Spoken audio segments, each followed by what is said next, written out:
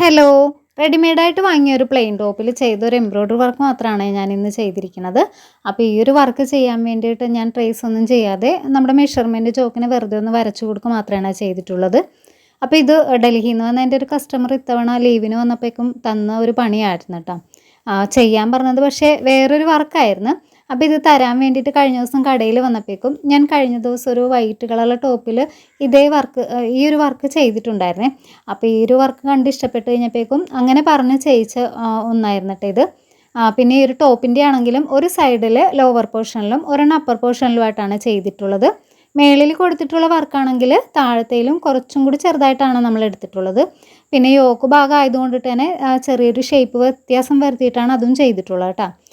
പിന്നെ നമ്മൾ ആ ഒരു വൈറ്റ് കളറിൽ ചെയ്ത ത്രെഡ് കോമ്പിനേഷനിലൊക്കെ തന്നെയാണ് ഈ ഒരു വർക്കും ചെയ്തിട്ടുള്ളത്. അപ്പോൾ ഇന്നത്തെ ഒരു വീഡിയോ ഇഷ്ടപ്പെട്ടാൽ ഒന്ന് ലൈക്ക് ചെയ്യാൻ മറക്കല്ലേ.